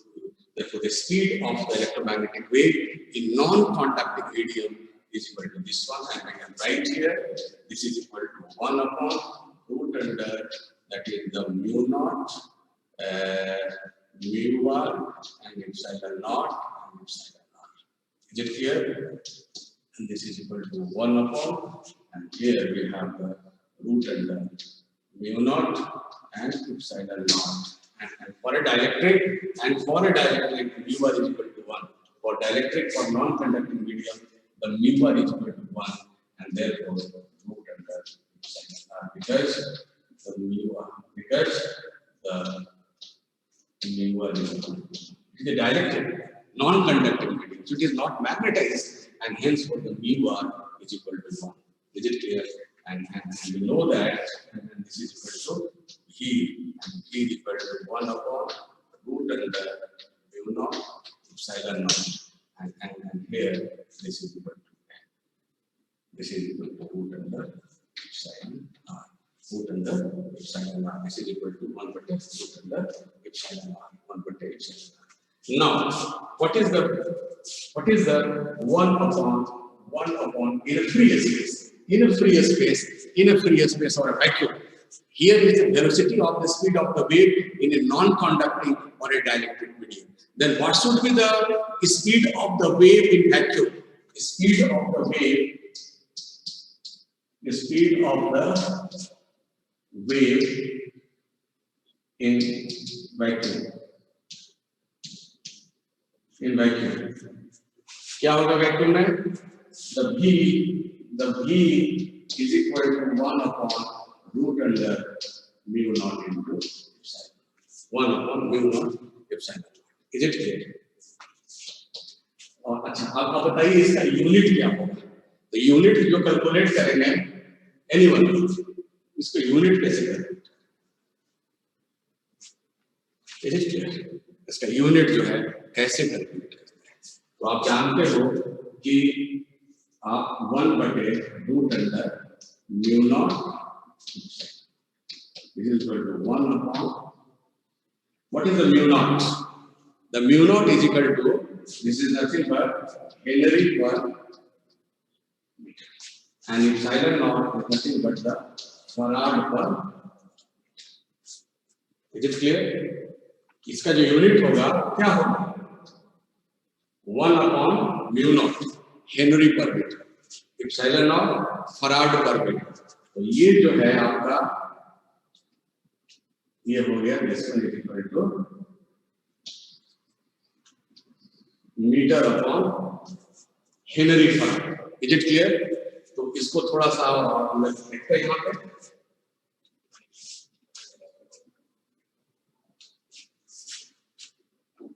चलिए, तो ये जो है this is equal to metre and बटे root under henry, और ये हो गया दैट इज द फराड. और you can write here This is m upon root under L into C. For a resonant case, we know that XL is equal to, in LCR circuit, in the resonant condition, XL is equal to XC. होता है ना? होता है कि नहीं होता है? XL is equal to XC होता है कि नहीं? Therefore, XL is equal to क्या? Therefore, XL is equal to omega L बटे 1 बटे omega C. Therefore, omega S is equal to 1 बटे LC. Therefore, omega is equal to 1 upon root under. So the unit of 1 upon root under LC, that is the angular frequency. This is the angular frequency. This is the angular frequency. Okay, so we can write here, this one is equal to meter into what? That is the frequency. That is a meter upon, that is a meter upon time. And what is the meter upon time? That is the meter per second. And what is the meter per second? This is the unit of the velocity. It is the unit of the velocity. Is it clear? समझ में आया? इसलिए हम लिखते हैं the meter per second. आखिर जो इसको हम लोग यूज किए, वही the v, ये 1 बटे root under below epsilon naught का जो यूनिट आएगा, इसका जो डायमेंशन होगा, that is meter per second. So unit, that is a dimensional formula, nothing. So that is the meter per second. That is the meter per second. Is it clear? अब बात उठती है कि now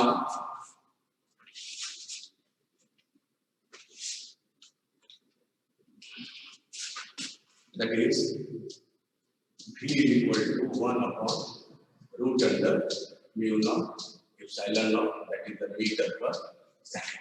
Is it clear? So this is 1 bate root under, that is the mu naught bate 4 pi into 4 pi into 7.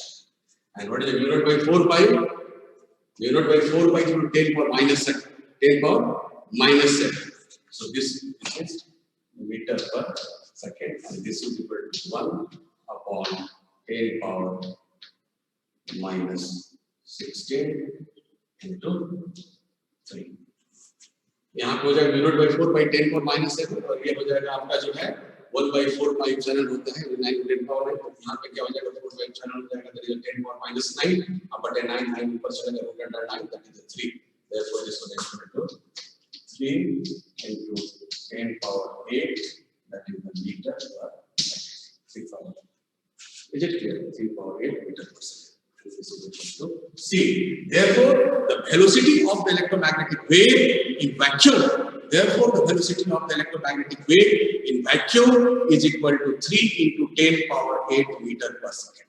And it is observed through several experiments that the velocity of the light in a free space is also 3 to 10 power 8 meter per second. Is it clear? When the several experiments are performed to find out the velocity of the light, then the result is 3 to 10 power 8 meter per second. And it is clear from this equation that the velocity of the electromagnetic wave in a vacuum is also 3 into 10 power 8 meter per second. Henceforth Maxwell predicted that light is an electromagnetic wave. So the light is an electromagnetic wave. It was first predicted by your Maxwell, and existence of the electromagnetic wave, it was first detected by the Hertz. So Hertz first detected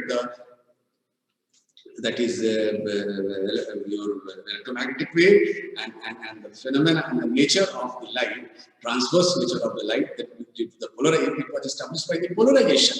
But according to Maxwell, the light is an electromagnetic wave because the velocity of the light in free space is 3 to 10 power 8 meter per second, and also the velocity of the electromagnetic wave in the free space is 3 to 10 power 8 meter per second.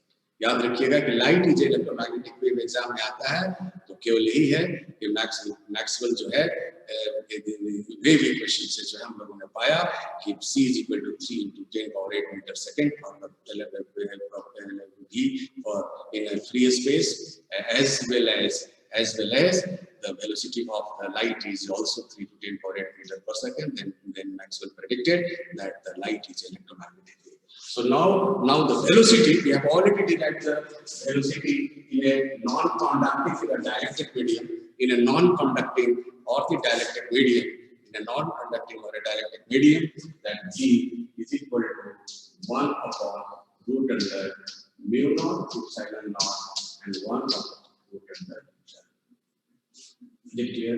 And this is equal to E, this is equal to C, and this is equal to 1 upon epsilon r. Therefore, root under epsilon r is equal to C upon B.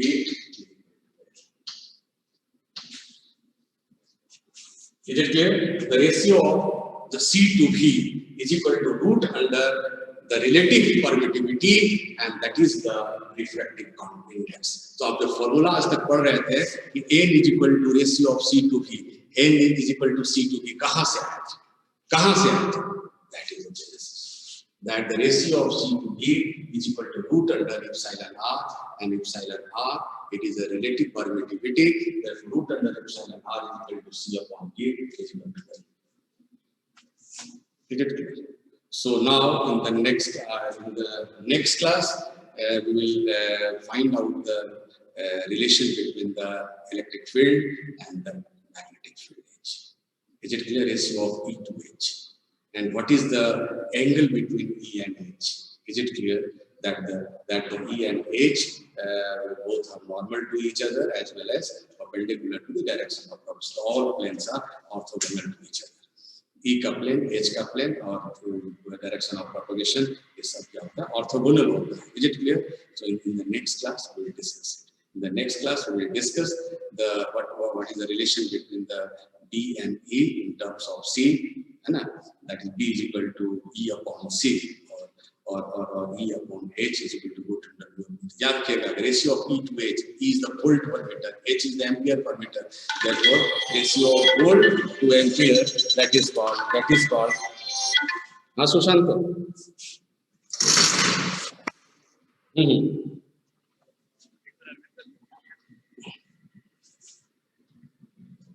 कौन घर में? तुम बात करो, हम क्यों बात करें?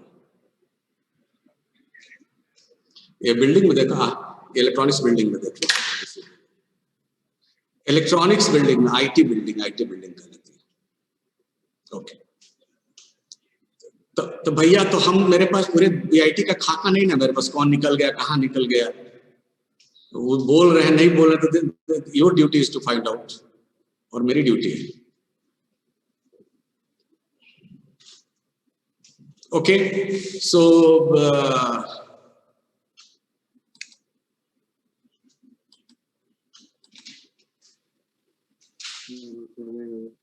यस, कीर्ति कुमारी.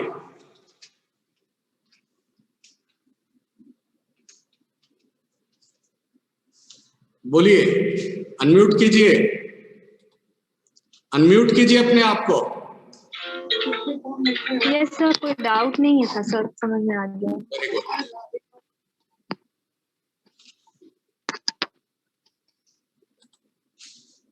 हाँ, जयदेव विश्वकर्मा,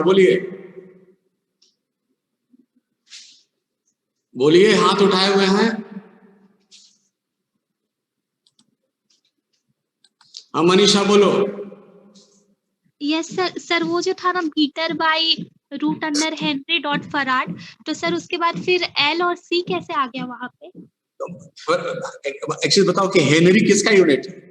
एल का ना. हाँ. Inductance L. अच्छा. हाँ. समझाने के क्रम में लिख दिए कि हेनरी इंडक्टेंस से और फराड किससे लिखा था? सी से, capacitance. Root under L by C. तो समझ गए ना क्यों किए? ये तुम्हारा जो XL is equal to XC होता है, रेजोनेंट सीरीज सर्किट में क्या होता है? एक्सएल माइनस एक्सी का स्क्वायर प्लस आर स्क्वायर, यही ना होता है. जेड रिजल्टेंट इम्पीडेंस क्या होता है? Z is equal to root under R square plus XL minus XC का होल स्क्वायर. और सर्किट से मैक्सिमम करंट कब फ्लो करेगा, जब सर्किट बिल्कुल रेसिस्टिव होगा, मतलब एक्सएल इजिकल टू एक्सी हो जाए। तो एक्सएल बराबर एक्सी, तो एक्सएल होता है ओमेगा एल और एक्सी होता है 1/ओमेगा C. Therefore omega square LC equal to 1, therefore omega equal to 1/√LC। तो हमारा निकल गया कि that is angular frequency, frequency is equal to 2π/t radian per second. तो रेडियन को हटा दो, per second, therefore metre per second that is the velocity. तो ये डायमेंशनल इक्वेशन हो गया और that unit is metre. Therefore 1/√μ/ε, ये जब तक से मीटर पर सेकंड नहीं होगा तब तक से लेफ्ट हैंड साइड के जो क्वांटिटी है उसको मीटर पर सेकंड कैसे लिख सकते हैं। और सर वो जो आप नेगेटिव लिए थे, ये वाला जो रेक्टेंगल वाला बताए थे, हाँ, तो जैसे मान लो कि पाथ ऑफ इंटीग्रेशन है और हमारा इलेक्ट्रिक फील्ड ऐसे है और हम इधर की तरफ जा रहे हैं, तो ई टेंजेंशियल इधर होगा और हमारा जो डिस्प्लेसमेंट इधर में है, तो फील्ड इधर है और डिस्प्लेसमेंट इधर कर रहे हैं, तो negative work is done against this force. Is it clear? So the work done will be negative. Displacement किधर है, फोर्स का नेगेटिव है, तो वर्किंग कितना हो जाएगा, -E.D। ठीक है। उसी तरह हमारा जो एरिया था ये पिल बॉक्स का, तो ये सरफेस के ये डिस्क है, तो ये सरफेस का एरिया वेक्टर इधर होगा और इस सरफेस का एरिया वेक्टर इधर होगा, और वेक्टर हमारा इधर डी इधर है, तो फ्लक्स अपवर्ड डायरेक्शन में क्या होगा, डाउनवर्ड। ये हमारा एरिया का नीचे वाला का डायरेक्शन ऐसे है और फील्ड ऊपर की तरफ है, तो अपवर्ड फ्लक्स क्या हो जाएगा। सर एक बार फिर से बोलिए। ये मान लो डिस्क है, दिस वन मेरा हाथ ये डिस्क है, ठीक है, दिस वन इज डिस्क। अब डिस्क का ये जो सरफेस है नीचे वाला, उसका एरिया क्या हो जाएगा, डाउनवर्ड हो जाएगा ना ये, और ऊपर वाले का सरफेस क्या हो जाएगा, आउटवर्ड नॉर्मल हो जाएगा। तो D2 इधर है तो इसका तो फ्लक्स हो जाएगा D2n इनटू दिस एरिया। बाकी इधर में जब आओगे तो D1 ऐसे है ऊपर की तरफ और एरिया वेक्टर इसका नीचे की तरफ है, तो नेट आउटवर्ड फ्लक्स कितना हो जाएगा, वेक्टर इधर घुस रहा है ना और एरिया अपोजिट में है, तो अपवर्ड फ्लक्स कितना हो जाएगा, -D1n इनटू एरिया, यही होगा। अगर एरिया इधर है अब वेक्टर ऊपर है तो अपवर्ड फ्लक्स कितना हो जाएगा, D इनटू डी प्लस होगा, पॉजिटिव नहीं ना, एरिया नीचे की तरफ है।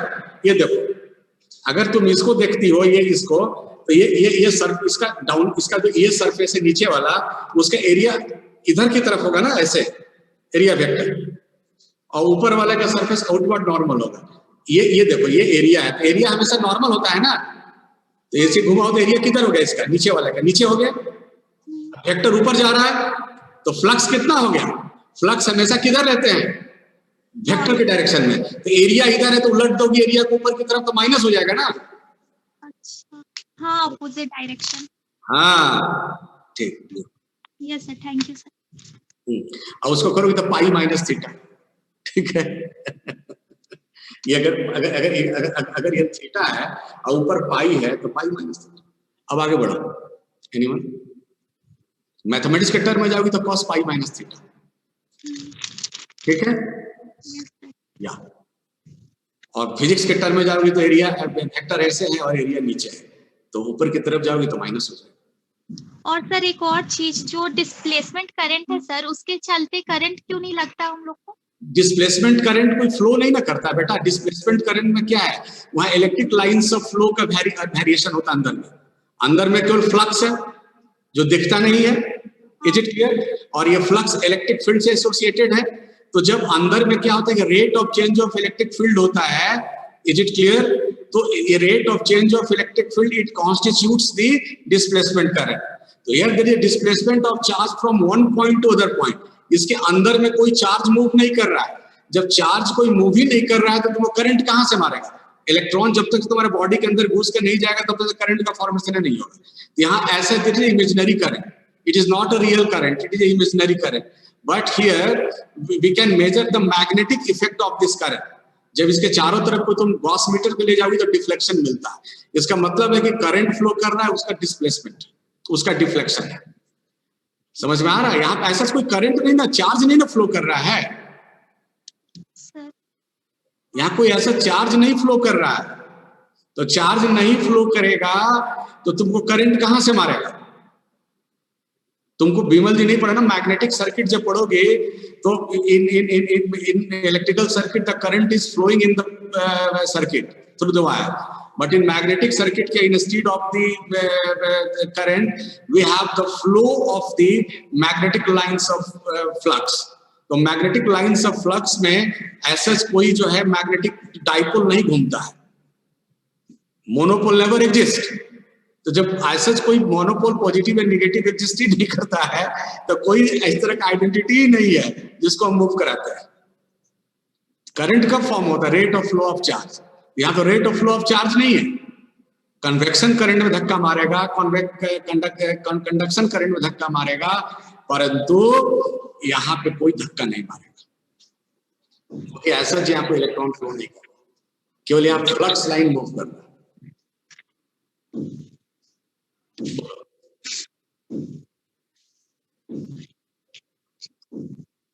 यही तो मैक्सवेल निकाला ना कि आखिर करंट बीच का एरिया में तो जीरो नहीं होगा, तो फिर एम्पियर्स लॉ और इक्वेशन ऑफ कॉन्टिन्यूटी सेटिस्फाई नहीं होगा।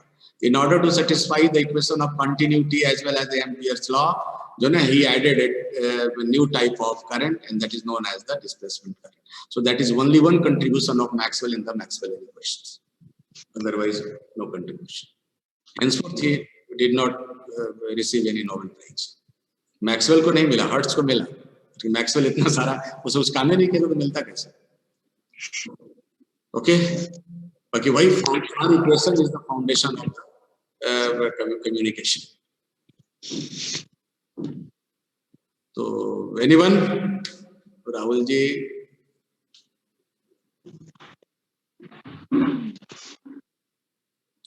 Rahul have any question? Rahul ji लगता है कि घर में जाकर सो गया। राहुल या मनीष कुमार? Manish Kumar, hello sir. बोलिए सर, मेरा डाउट था डिस्प्लेसमेंट करंट से।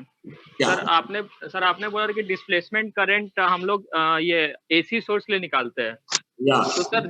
तो सर जब कोई एक कैपेसिटर जो डाइलेक्ट्रिक में कनेक्टेड और उसको डीसी सोर्स में स्विच ऑन करेंगे तो सर उसमें डिस्प्लेसमेंट करंट हम लोग को मेजर दिखेगा कुछ इफेक्ट? जैसे ही ऑन करते हैं उस समय देखो, तुम जैसे ही ऑन करते हो तो थोड़ी देर के लिए जो है करंट जीरो से मैक्सिमा जाता है।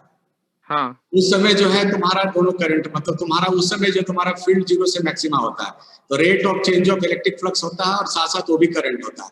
लेकिन जैसे ही जो है स्टेडी स्टेट आता है खत्म हो जाता है डिस्प्लेसमेंट, तो केवल तुम्हारा जो कंडक्शन करंट फ्लो करता है। तो टोटल करंट तो कांस्टेंट रहेगा ना, टोटल करंट कांस्टेंट रहेगा। उस समय जैसे ही सर्किट को ऑन करते हो केवल उस समय उसको कैपेसिटर के क्रॉस डिस्प्लेसमेंट रहेगा। बाकी थ्रू जो है तुम्हारा जब आ जाओगे वायर में, तो जैसे ही वायर में आता है तो वायर में तुम्हारा डिस्प्लेसमेंट मतलब displacement current is converted into conduction, क्योंकि वहां के बाद इलेक्ट्रिक लाइन से फ्लो इलेक्ट्रिक फ्लक्स लाइन रुक जाता है दूसरे प्लेट पे, वहां से केवल अब जो है इलेक्ट्रॉन मूव करता है जो अपीयर हुआ चार्ज। तो there is a displacement of charge from one point. There is दो चीज है, displacement of charge from one electrode to other electrode and there is a flow of the charge through the medium. जब medium के through charge flow करता है under the influence conduction current मतलब drift velocity, और वही तो तुम्हारा जो है कंडक्शन करंट है। कंडक्शन। और सर आप बोले कि डिस्प्लेसमेंट करंट को मेजर नहीं कर सकते, मगर सर आप जो प्रूविंग कराए उसमें तो डिस्प्लेसमेंट करंट को हम in the terms of magnetic field मतलब उसको हम लोग कैलिब्रेट करते हैं कि जो मतलब उसका कोई डायरेक्टली तो मेजरमेंट नहीं कर सकते इंस्ट्रूमेंट से, क्योंकि करंट फ्लो नहीं करेगा गैल्वेनोमीटर से। तो हम क्या होता है कि उसको पहले हम कैलिब्रेट करते हैं, इतना करंट में इतना मैग्नेटिक फील्ड, इतना करंट में इतना मैग्नेटिक फील्ड, कैलिब्रेशन स्केल हो गया, कैलिब्रेटेड स्केल। अब क्या होता है कि जैसे ही हमारा मैग्नेटिक लाइंस ऑफ फोर्स पैदा होता है तो कि जितना गॉस फील्ड पैदा हुआ उसके कॉरस्पॉन्डिंग हमारा करंट मिल जाता है। आप अभी देखिएगा कि आप जब बिजली, अब नया इक्विपमेंट आ गया है, अब हम लोग एमीटर वोल्ट मीटर नहीं लगाते हैं। अब देखिएगा कि एक जो है एक क्या होता है कि एक इंस्ट्रूमेंट होता है, वो तार के सामने लेकर जाता है और बता देता है कितना एम्पियर का करंट फ्लो कर रहा है, ठीक है ना। तो वही तरीका है कि आप उसको पहले गॉस मीटर से फिर हम लोग उसको कैलिब्रेटेड रहता है, उससे मैग्नेटिक उससे फिर हमको इलेक्ट्रिक करंट मालूम हो जाता है। और सर हाँ बोलिए सर स्टेडी करंट में रो वी इक्वल टू कांस्टेंट बोल रहे हैं, उसका मतलब सर क्या हो रहा है? स्टेडी जो divergence of J equal to minus rho v का मतलब, रोवी का मतलब स्टेडी करंट का मतलब हुआ कि जैसे आप पढ़े ना कंप्रेसिबल फ्लूइड और नॉन कंप्रेसिबल, तो एक कंप्रेसिबल फ्लूइड में क्या होता है कि कंप्रेस्ड मतलब कहीं मतलब accumulation of charge with time T start हो गया, बाकी अगर कहीं भी एक्युमुलेशन ऑफ चार्ज नहीं है, कंटिन्यूअस फ्लो कर रहा है, तो उसको हम लोग स्टेडी करंट कहते हैं। कैपेसिटर पर देखिएगा वहां एक्युमुलेशन होता है, तो delta rho we upon delta t, बाकी वायर के अंदर कहीं एक्युमुलेशन नहीं होता है, इसलिए वहां पे रो वी जो है कांस्टेंट होता है, इसलिए delta rho we upon delta T 0 हो जाता है। ठीक है? Yes sir. हाँ, any question? Thank you sir. ठीक है, तो नेक्स्ट क्लास में स्टार्ट करेंगे, फिर एक वीक में फिर से रिवीजन करेंगे, क्लास बढ़ेंगे फिर रिवीजन करेंगे, फिर उसके न्यूमेरिकल्स में हम लेंगे। ठीक है? ओके, एंड करें।